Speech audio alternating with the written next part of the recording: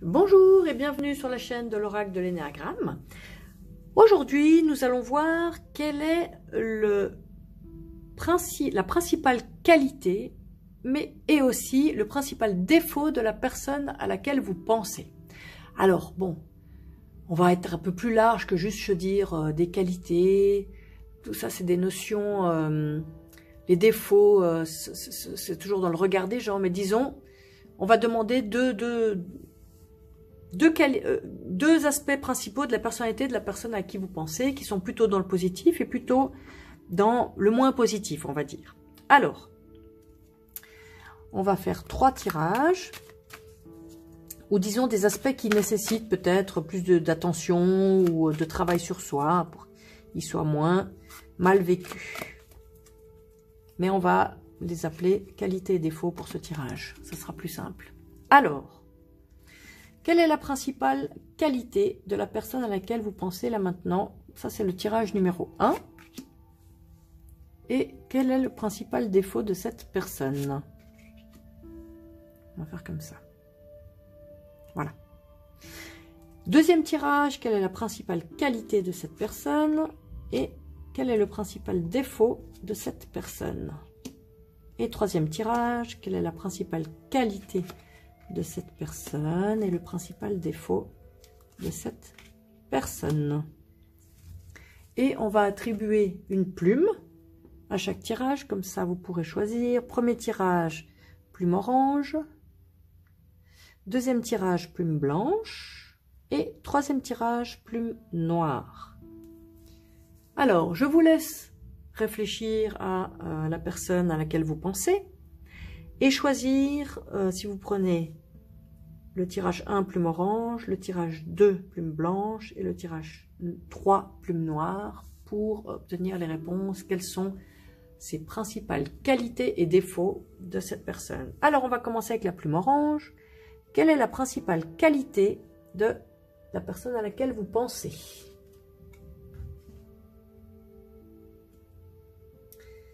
Alors, c'est la carte du refoulement et de l'interdiction inconsciente, refus de conscientiser, oubli de soi, inhibition, autocensure, répression des besoins. Alors, là, c'est pas forcément évident d'interpréter ça comme une qualité, mais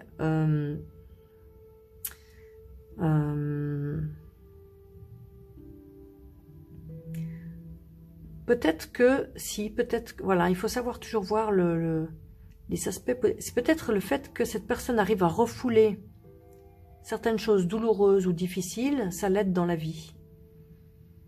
Ne pas s'apesantir, ne pas ressasser. Donc, en fait, elle arrive à oublier certaines choses qui lui ont fait mal. Ça peut être une de ses forces. Ça lui permet d'avancer. Ça lui permet de pas... oui, de ne pas ressasser un passé douloureux sur lequel elle n'a plus de prise. Voilà comment j'interprète cette carte. Quel est le principal défaut de cette personne? Perfectionnisme. C'est une personne exigeante. Une personne, vous voyez, c'est un professeur de danse qui regarde les moindres détails des postures de ses élèves, danseuses. Vous savez que la danse classique est un art extrêmement exigeant qui exige la perfection. Donc, son principal défaut, c'est certainement que le fait d'être perfectionniste peut l'inciter à devenir critique et très exigeant avec son entourage. Donc, peut-être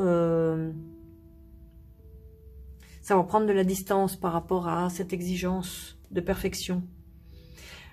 Autre défaut possible, c'est le dernier mot-clé, vision unique. C'est-à-dire que ça peut être aussi une personne qui ne voit les choses que d'un angle.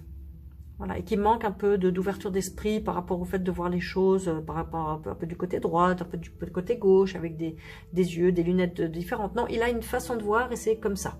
Donc ça peut être 2 défauts chez cette personne. Voilà pour la plume orange et le tirage numéro 1.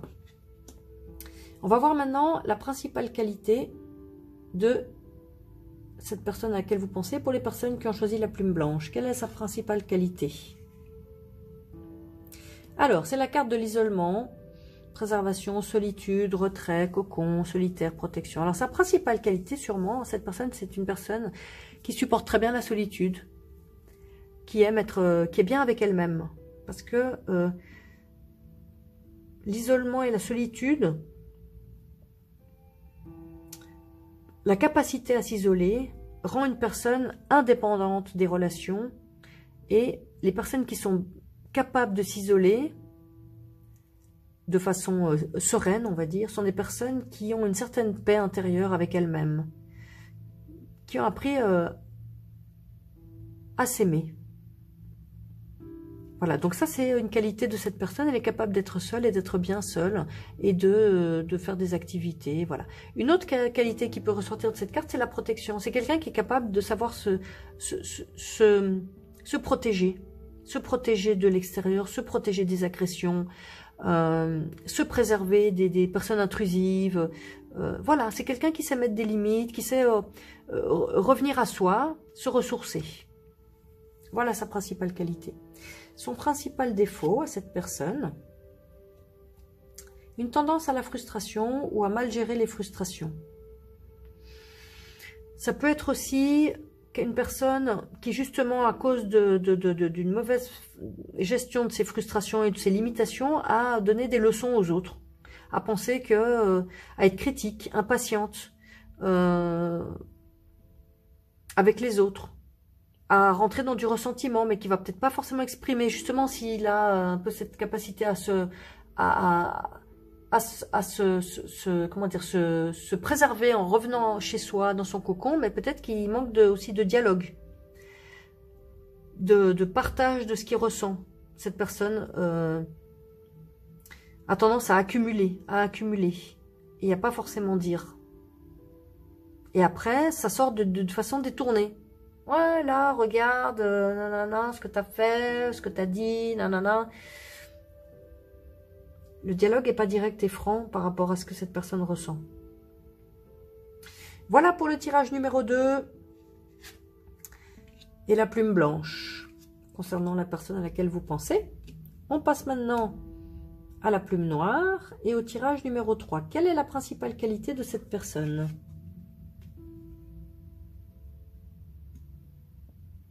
Alors, c'est une carte de péché, le mensonge, camouflage, tromperie, paraître, fausseté, simulation et sournoiserie. Alors, dans cette carte, il y a quand même un mot qui n'est pas totalement, on va dire, c'est paraître. Alors, est-ce que cette qualité, c'est que cette personne est capable de jouer un rôle quand il le faut, si ça lui est utile? Elle est capable de se camoufler, de ne pas se dévoiler. Et ça, vu que c'est une qualité, ça peut lui sauver la vie. C'est peut-être quelqu'un qui est capable, justement, de ne pas dévoiler qui elle est réellement dans des situations où ça pourrait être dangereux.